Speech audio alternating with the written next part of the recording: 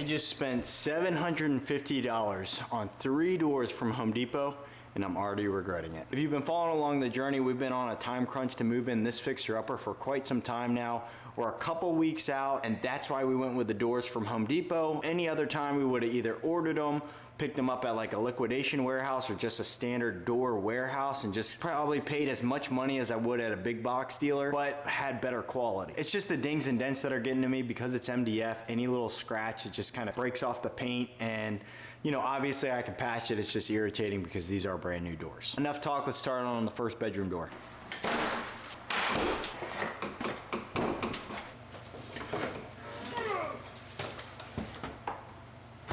Now, taking a tape measure, I'm measuring this door. This is a 32-inch door. It's measuring an actual width of 31.5, and the door opening is 33.5. What I'm gonna do is add 2x4s on the hinge side to cover that gap for the door. 12, 42, 71.5. That ain't going nowhere. Let's give it another try. There is a little plastic rod that sticks through the door jamb into the actual door itself. You're gonna remove that right now. Door starts becoming flimsy.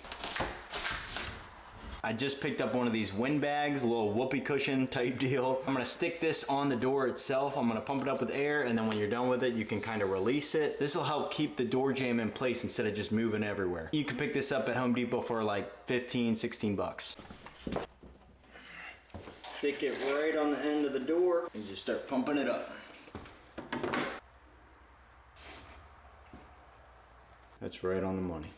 I can already tell that this opening is all over the place. What I want to do is keep this door jamb up and flush as best I can. So I'm going to take 2 little scrap pieces of wood and I'm going to put it at the top, push the jamb on it, and then just set it in place with some trim nails. Now this is the trickiest part. I need to set this corner. I'm gonna put a trim nail through the piece of the scrap board, but then also I'm gonna take my level and then make sure with these shims that it's plumb as well. So flush here and plumb here. We're good to go.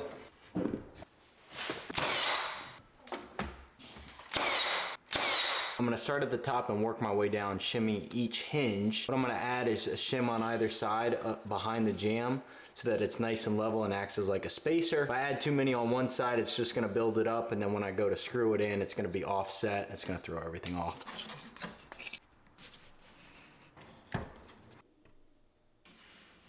Beautiful.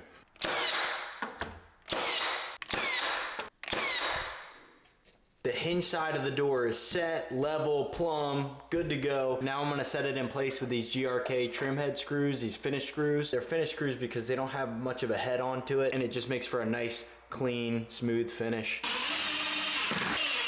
Something that I recommend doing, especially when you get a door from a big box store like Home Depot, just double check the hinges. For about a minute, I was opening and closing the door and I felt like it was getting jammed. Then to find out some of the screws and hinges were offset because the screws weren't on tight. So that's just something to check for, because again, quality is not something that Lowe's and Home Depot are concerned about. I'm inside the bedroom looking on the hinge side of the door, and you can see at the very top of the jamb it's not lined up. You want an equal gap, maybe 1/8 of an inch at the top where the door meets the jamb. Right now I'm running 1/8 of an inch all the way to about maybe 1/2 inch, so that side of the door has to come down. So what I'm gonna do is take my laser level, get it set up on a flat surface, shoot it at the door, and that's what's gonna be my constant line. So then I can measure from the corner of each jamb to see what's the difference and how much it needs to go down. I'm running at about 40 5/8, and then check it back on this side. I'm running at right around 40 1/4. That means I need to subtract 5/8 from 1/4, I get 3/8. So 3/8 of an inch on this side needs to come down. We're gonna mark this bottom of this jamb, level it, and then cut it with an oscillating tool.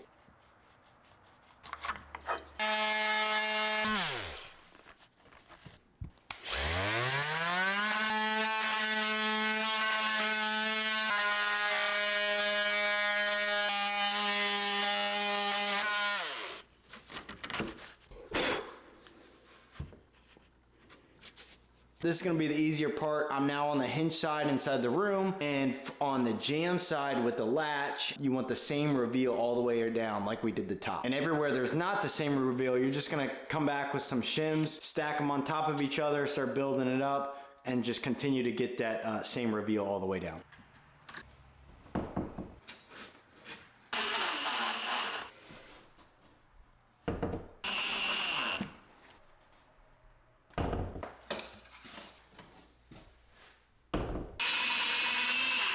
When you have the door level and plumb and everything's locked down, at least the major corners are, you're just gonna go back and do some touch-ups with some shims all along the door, then take the oscillating tool at the very end, chop it all off, and you're pretty much set.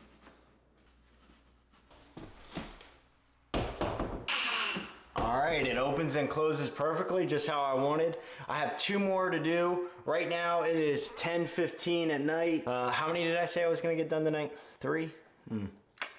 Let me check in with you guys tomorrow and knock out these last 2. We're back next day. Let's go to work.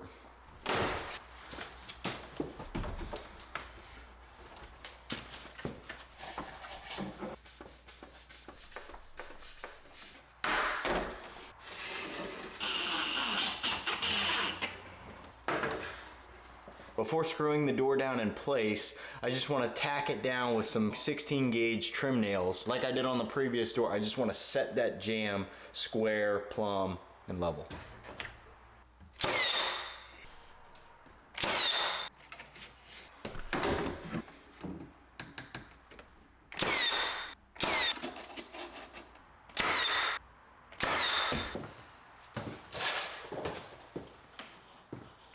I just tried to open and close this door and I'm already noticing an issue. When I go to close it, it's actually hitting right at the top, maybe about 1/4 of an inch. So something to check for is the hinges. So let's take a look at the hinges. I'm just gonna take my drill and just make sure everything's tight. And the bottom. So that might be the culprit right there. The hinge isn't even sitting in the cutout. Probably take it out, align it, and then make sure it fits just right. I just took off the screws and this hinge, take a look at that. This is just another reason why I don't mess with Home Depot doors. That hinge is supposed to inlay on the door itself so it can fully close. It's like they didn't even look it over or trace it. So now I gotta go back, trace it, and then I'm probably gonna take my oscillating tool and kind of cut in a groove so that hinge can sit flush.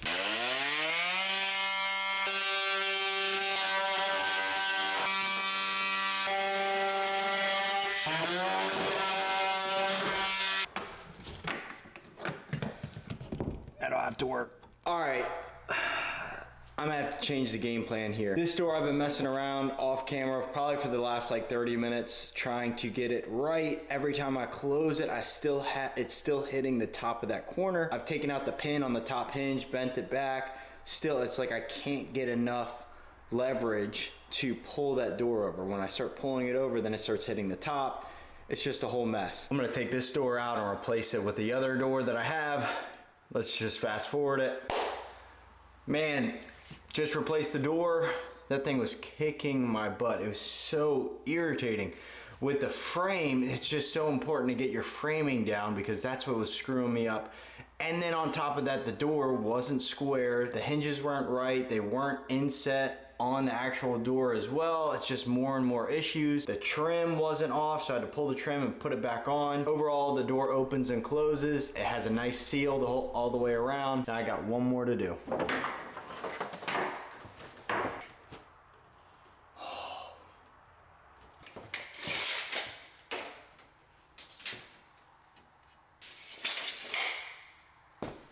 Bought the wrong size door.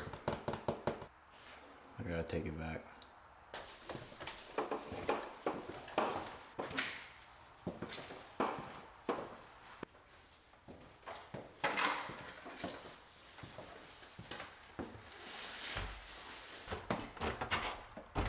Let's speed run installing this last door.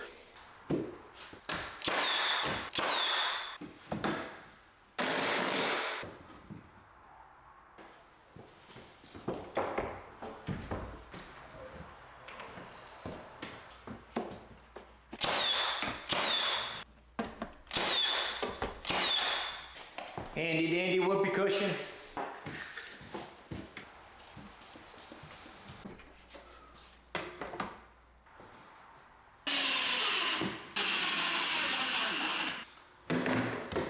Still good. Take the pressure off the bag. Let's try to close it. Got a little bit of a bind. So I got a little bit of a bind going on. Let me show you again what I'm dealing with. When I go to shut the door, this hinge isn't set fully. You can see this is off.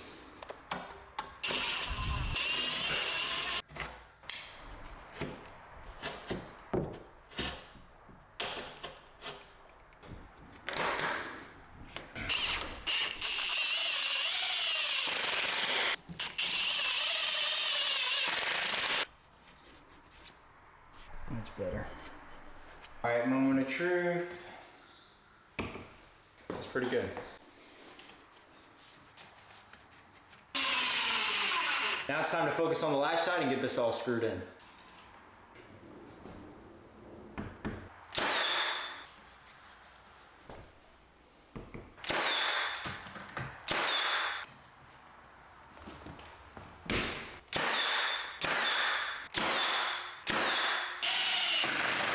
Boom.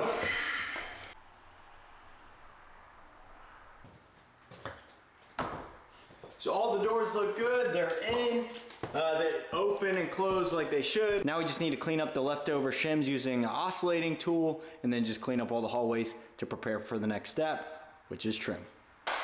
Everything cleaned up pretty nice. The next project that we're gonna move into is the master bathroom. I'll be doing built-ins for closets, so stay tuned for that. Again, the whole point of this video is, unless you're under a time crunch to move in, I would never buy Home Depot doors ever again. There's just too many inconsistencies, too many quality issues. Anyway, so if you're trying to buy doors from Home Depot, I recommend you don't. But that's all we have for today. If you're interested in building an archway, I actually just built one from our dining room to our kitchen, and I'll leave that video right here. So I'm out of here. I'll see you on the next one.